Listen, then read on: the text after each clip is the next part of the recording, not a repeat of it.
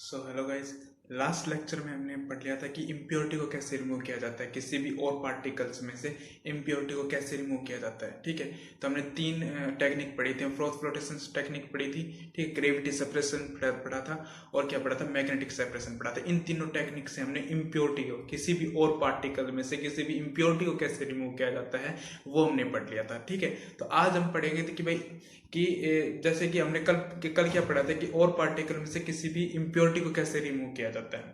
ठीक है, इम्प्योरिटी को रिमूव करने के बाद अभी हमारे पास क्या बचा है, और पार्टिकल बचा है। ठीक है, प्योर और पार्टिकल बचा है। लेकिन अभी हमें क्या चाहिए, मेटल्स की फॉर्मेशन चाहिए कि हमें मेटल्स कैसे मिलेगा। ठीक है, लेकिन अभी तक हमारे पास क्या है, प्योर और आया है, मेटल नहीं आया है। ठीक है, तो और से हमें क्या नहीं मिलना है, प्योर और से हमें क्या ऑब्टेन करना है, मेटल ऑब्टेन करना है। ठीक है, अब उसके बाद आपने पाई चार्ट देखा होगा। ठीक है, पाई चार्ट में लिखवाया था कि भाई और से फिर कंसंट्रेटेड और हमने तीन टेक्निक पढ़ ली थी। तीनों टेक्निक के बाद मैंने तीन सीरीज बनवाई थी। तीनों सीरीज में क्या बताया था कि भाई जो भी एक्टिविटी सीरीज थी, जो भी रिएक्टिविटी सीरीज थी, उस रिएक्टिविटी सीरीज को तीन पार्ट्स में डिवाइड कर दिया था। Lower activity series, middle activity series और हायर एक्टिविटी सीरीज। अब हम इनको एक्टिविटी सीरीज, जितनी भी एक्टिविटी सीरीज है उनमें से मेटल हम कैसे प्राप्त करेंगे, कैसे ऑब्टेन करेंगे, वो हमें पढ़ना है। ठीक है, तो पहले हम लोअर एक्टिविटी सीरीज की तरफ चलेंगे, फिर मिडल, फिर हायर। तो आज हमें पढ़ेंगे कि लोअर एक्टिविटी सीरीज के जितने भी मेटल्स हैं उनको कैसे ऑब्टेन करेंगे किसी भी और से। ठीक है, तो लिखेंगे टॉपिक डालोगे extraction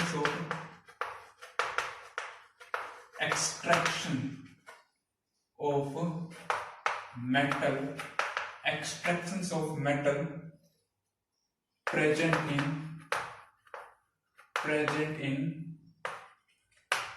in lower activity series. Extractions of metal present in lower activity series. ठीक है, तो आपने एक्टिविटी सीरीज, जो भी रिएक्टिविटी सीरीज मैंने यहाँ पे लिखवाई थी, जो रिएक्टिविटी सीरीज में है उसमें सबसे लोअर एक्टिविटी सीरीज में क्या था हमारे पास, सबसे लोअर एक्टिविटी सीरीज में पाया जाता है आपका प्लेटिनम। ठीक है, और सबसे हायर एक्टिविटी सीरीज पे क्या था आपका पोटेशियम। ठीक है, तो पोटेशियम से हम प्लेटिनम की तरफ जाते हैं तो रिएक्टिविटी सीरीज क्या करने लगती है, डिक्रीज करने लगती है। ठीक है, तो प्लेटिनम क्या था आपका, लोअर एक्टिविटी सीरीज था। प्लेटिनम से जैसे ऊपर जाते हैं आपका आता है गोल्ड आता है, जिसको हम एयू बोलते हैं। ठीक है, एयू से रिप्रेजेंट करते हैं प्लेटिनम, फिर उसके बाद गोल्ड, फिर उसके बाद आता है आपका एजी। ठीक है, तो ये जो तीन एलिमेंट्स हैं, ये जो तीन एलिमेंट है, जैसे जैसे ऊपर से नीचे जाते हैं तो एक्टिविटी सीरीज, रिएक्टिविटी सीरीज क्या है, होती जा रही है, लो होती जा रही है। लो होती जा रही एक्टिविटी सीरीज है वो लो होती जाती है। इसका मतलब क्या है कि भाई जो तीनों एक्टिविटी सीरीज है, रिएक्टिविटी सीरीज के जो तीन एलिमेंट है, इनके रिएक्टिविटी क्या है, बिल्कुल ही कम है, ना के बराबर है। रिएक्टिविटी सीरीज इनकी क्या है, रिएक्टिविटी सीरीज क्या है, इनकी ना के बराबर है। ठीक है, तो मतलब ना के बराबर मतलब कि ये इनर्ट एलिमेंट की तरह बिहेव करते हैं, ये रिएक्ट ही नहीं करते हैं। ठीक है, जब रिएक्ट ही नहीं करेंगे तो एक्टिविटी सीरीज में, तो जो रिएक्ट ही नहीं करेंगे तो हमारे जो नेचर्स के अंदर ये जो एलिमेंट्स है ये अनरिएक्टेड फॉर्म में मिलते हैं। मतलब कि किसी के रिएक्शन की फॉर्म में नहीं मिलते, किसी कंबाइंड स्टेट में नहीं मिलते। ठीक है, तो कंबाइंड स्टेट में अगर नहीं मिलेंगे तो इसको किसी भी रिएक्शंस के थ्रू हमें इसकी रिएक्शन करवाने की जरूरत नहीं। किसी भी कहीं से भी अगर हम जनरली अर्थ से अगर हम किसी मेटल्स की फॉर्मेशन होती है, किसी मेटल्स को निकालेंगे तो वहां पे जो ये तीन एलिमेंट्स आपको क्या मिलेंगे, एक फ्री स्टेट में मिलेंगे। ठीक है, नेटिव स्टेट में मिलेंगे। तो इनके लिए हमें रिएक्शन करवाने की जरूरत जरूरत नहीं है, क्योंकि ये क्या है, कंबाइंड स्टेट में नहीं मिलते हैं। ठीक है, तो ये फ्री स्टेट में मिलते हैं, तो इसके लिए रिएक्शन करवाने की जरूरत नहीं है। तो यहाँ पे इसमें लिखोगे क्या आपके पास कि भाई platinum, gold and silver A G are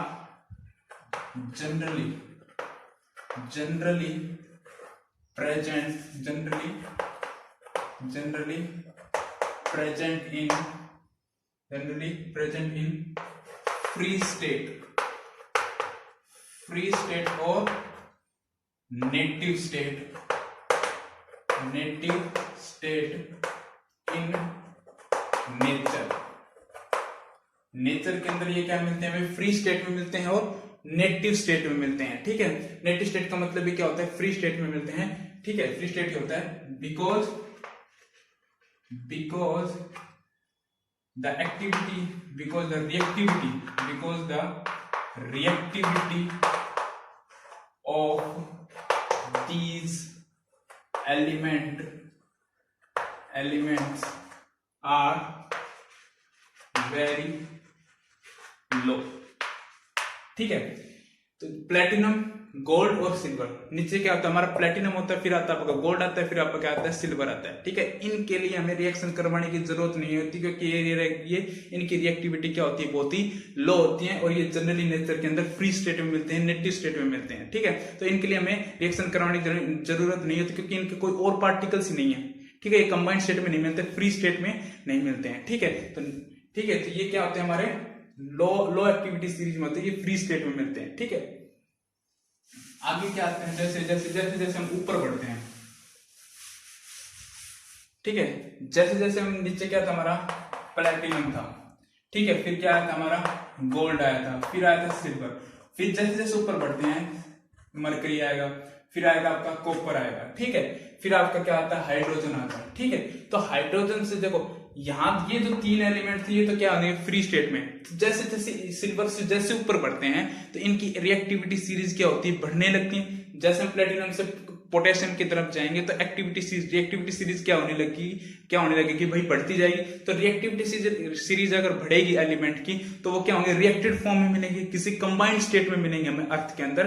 तो ये जो सिल्वर है, ये जो मरकरी है और जो कॉपर है, जो मरकरी और कॉपर है ये क्या होते हैं रिएक्टेड फॉर्म में मिलते हैं क्योंकि इनकी जो रिएक्टिविटी है इन तीनों एलिमेंट से क्या होती है बहुत ही हाई होती है। इन दोनों एलिमेंट्स की रिएक्टिविटी इन तीनों एलिमेंट से क्या होती है हाई होती है, इसलिए क्या होती है ये नेचर के अंदर रिएक्टेड फॉर्म में मिलते हैं। और ये रिएक्टेड फॉर्म में मिलते हैं इसलिए इसके लिए रिएक्शंस की जरूरत पड़ती है किसी भी कॉपर और मरकरी को हमें ऑब्टेन करने के लिए। ठीक है, तो क्या लिखोगे इस जैसे ऊपर बढ़ते हैं तो but copper and mercury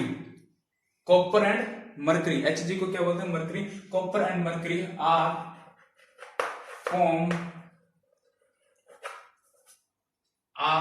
in reacted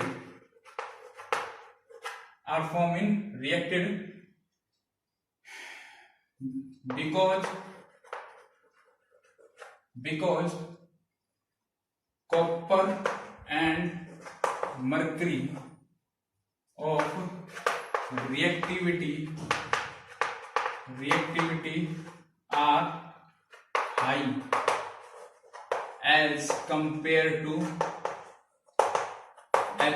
to these three elements।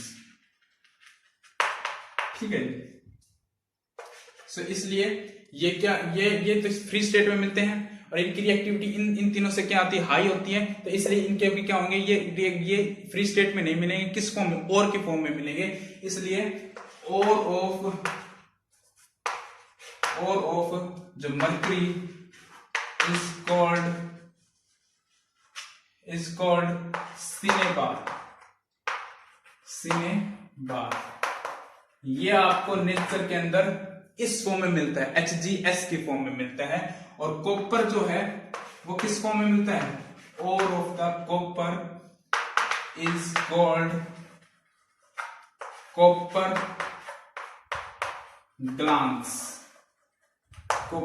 Glance. ये किस फॉर्म में मिलता है आपका Cu2S।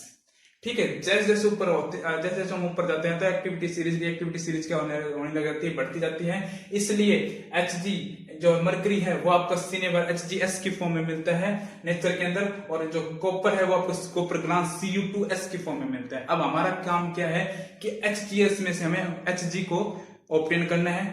HgS क्या आता है मरकरी सल्फेट।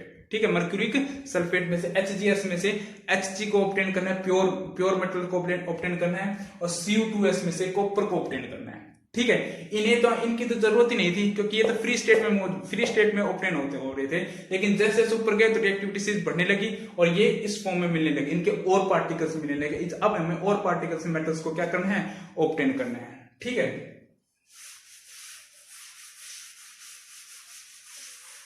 अब इनको ऑब्टेन करने के लिए हमें क्या कुछ करना पड़ेगा भाई, रिएक्शंस करनी पड़ेंगी। ठीक है, अब क्या करना पड़ेगा, रिएक्शंस करनी पड़ेंगी हमें। ठीक है, तो क्या रिएक्शंस थी, मान फॉर एग्जाम्पल पहला क्या था हमारा, HGS था।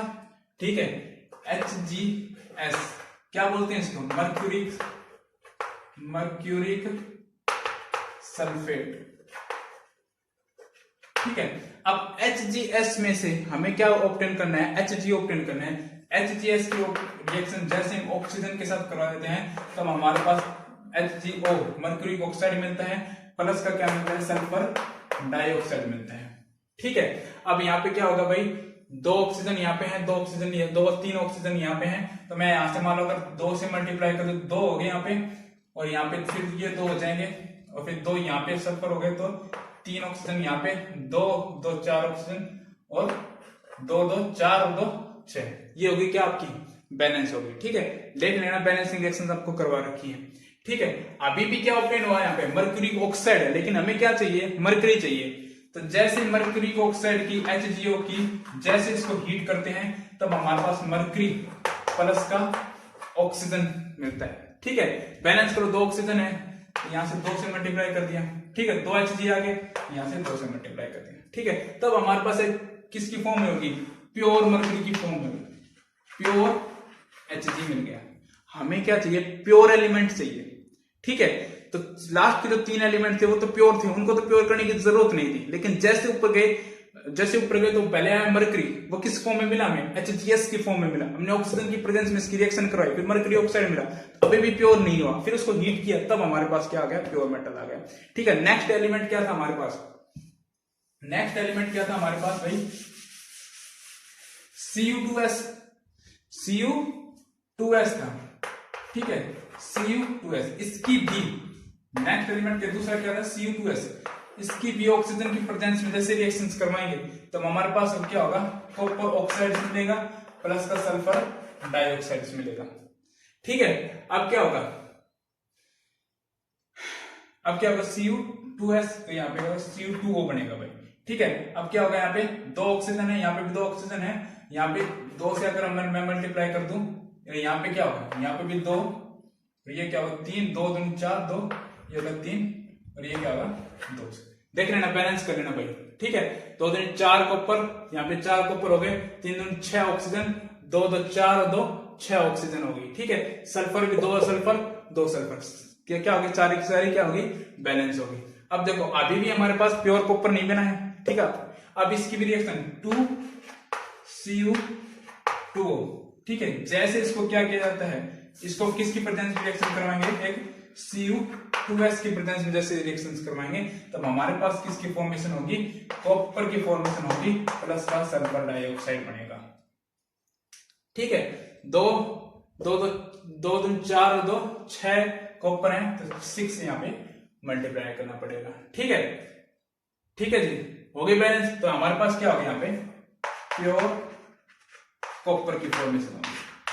ठीक है, तो रिएक्टिविटी सीरीज में, तो हमारे जो लो एक्टिविटी सीरीज में हमारे पास 5 एलिमेंट आते हैं। कौन कौन से, पहले सबसे नीचे से स्टार्ट करते हैं। लो एक्टिविटी सीरीज में सबसे पहले क्या आता है, प्लेटिनम आता है, फिर क्या आता है, सिल्वर आता है, प्लेटिनम आता है, फिर गोल्ड आता है, फिर सिल्वर आता है। उनके लिए वो उनकी जो एक्टिविटी सीरीज होती है बहुत ही लो होती है, उनके वो हमेशा क्या होता है, फ्री स्टेट में, वो कंबाइंड स्टेट में नहीं मिलती, उसकी रिएक्शन की जरूरत नहीं पड़ती। लेकिन जैसे ऊपर चलते हैं तो रिएक्टिविटी सीरीज इंक्रीज करने लगती है। मर्करी आता है, फिर उसके बाद क्या आता है, कॉपर आता है। तो मर्करी और कॉपर में, ठीक है, मर्करी और कॉपर में एक्टिविटी सीरीज जैसे क्या हो, उनकी रिएक्टिविटी सीरीज है इन तीनों एलिमेंट से क्या होते हैं, बहुत ही हाई होती है। हाई होने की वजह से क्या होता है कि वो क्या होता है, कंबाइंड स्टेट में मिलते हैं। Hg है HGS की फॉर्म में मिलता है, और ये जो कॉपर है Cu2s की फॉर्म में मिलता है। जैसे इनके ऑक्सीजन के साथ रिएक्शन कराते हैं तो हमारे पास प्योर मेटल की फॉर्मेशन होती है। ठीक है जी, तो लोअर एक्टिविटी सीरीज के एलिमेंट की फॉर्मेशन, मेटल्स की फॉर्मेशन होगी। अब किस में चलते हैं भाई, लोअर के बाद किस में चलते हैं, मिडल एक्टिविटी सीरीज में चलते हैं। Extractions of metal present in middle activity series, present in middle activity series। अब देखो, जैसे जैसे लोअर से हाई की तरफ जाएंगे ठीक है। तो रिएक्टिविटी सीरीज क्या करने लगती है, बढ़ने लगती है। और जैसे एलिमेंट की रिएक्टिविटी, जैसे किसी मेटल की रिएक्टिविटी सीरीज बढ़ने लगेगी तो उसकी क्या होगी आपकी, जैसे रिएक्टिविटी सीरीज बढ़ने लगेगी तो वो क्या होगा, मेटल रिएक्टिव होने लगेगा, और रिएक्टिव होने लगेगा तो नेचर के अंदर आपके कंबाइंड स्टेट में मिलेगा। ठीक है। अब जितने भी जैसे जैसे ऊपर जाएंगे, मिडल एक्टिविटी सीरीज के जितने भी एलिमेंट हैं वो सारे के सारे आपके क्या होंगे, कंबाइंड स्टेट में मिलेंगे, उनके सब के सब क्या मिलेंगे, और मिलेंगे। अब उनमें से हमें क्या करना है, प्योर मेटल्स का फॉर्मेशन लेना, प्योर मेटल्स के क्या करने हैं, ऑब्टेन करना है। ठीक है। पाई चार्ट बनाया था मैंने इसी का, कि क्या बनाया था, एक चार्ट बनवाया था। ठीक है। उस चार्ट में आपने देखो कि लोअर एक्टिविटी सीरीज में, मिडिल एक्टिविटी सीरीज जो सीरीज है उसमें मेटल्स को ऑब्टेन करने के लिए क्या टेक्निक लिखवाई, 3 टेक्निक लिखवाई थी। एक रोस्टिंग टेक्निक लिखवाई थी, कैल्सिनेशन टेक्निक लिखवाई थी, और थर्ड टेक्निक लिखवाई थी आपको रिडक्शन टेक्निक लिखवाई थी। अब उन्हीं का यूज करके हमें मेटल, जो मिडिल एक्टिविटी सीरीज, जितने भी एक्टिविटी सीरीज के एलिमेंट्स हैं, मेटल्स हैं, उनको क्या करना है, ऑब्टेन करना है। ठीक है। तो मिडिल एक्टिविटी सीरीज में आपके जो एलिमेंट्स है वो कौन कौन से आते हैं, देखो इनमें कौन कौन से आएंगे आपके, जिंक, क्रोमियम, कोबाल्ट, निकल और lead are present in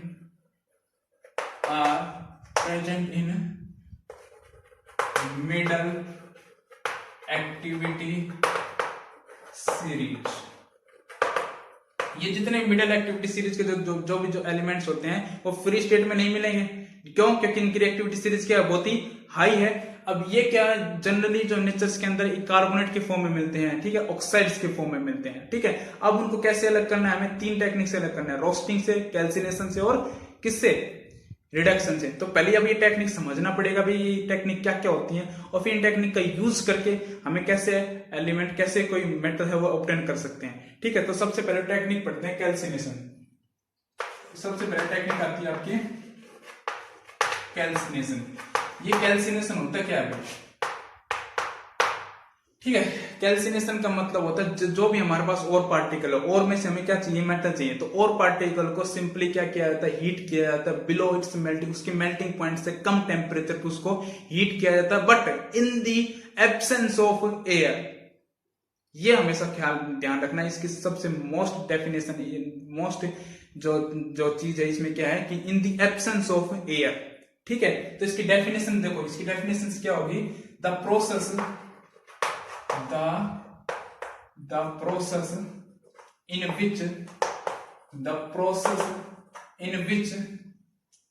which ore is heated below its melting point, in the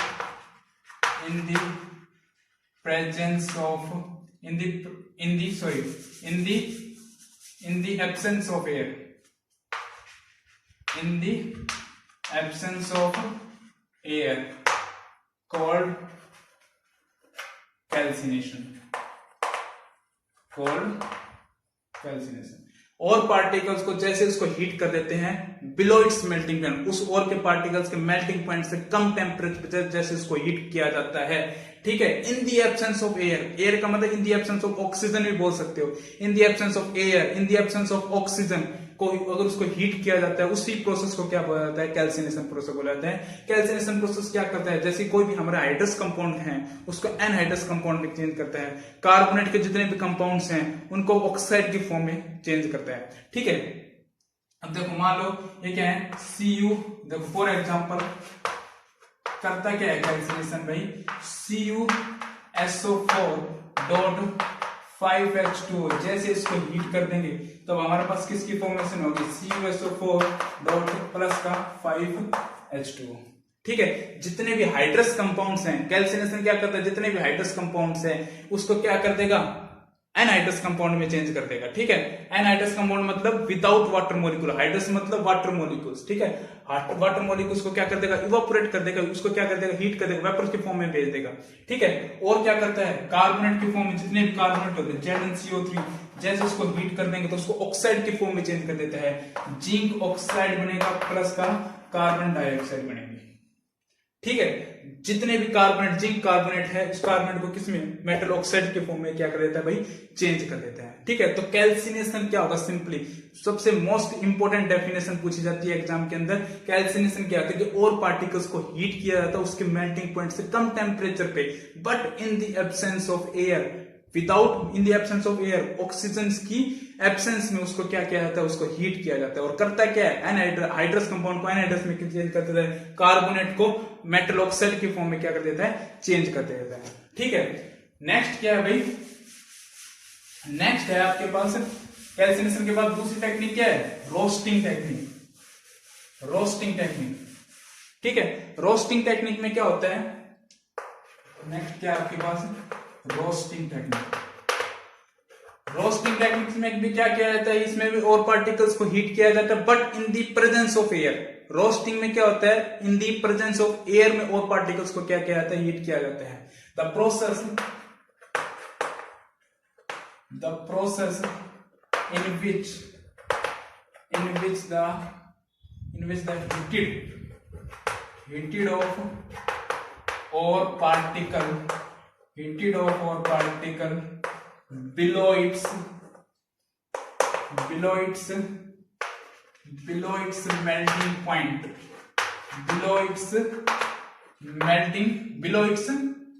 melting point in the excess of air,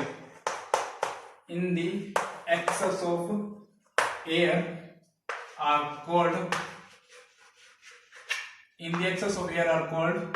roasting.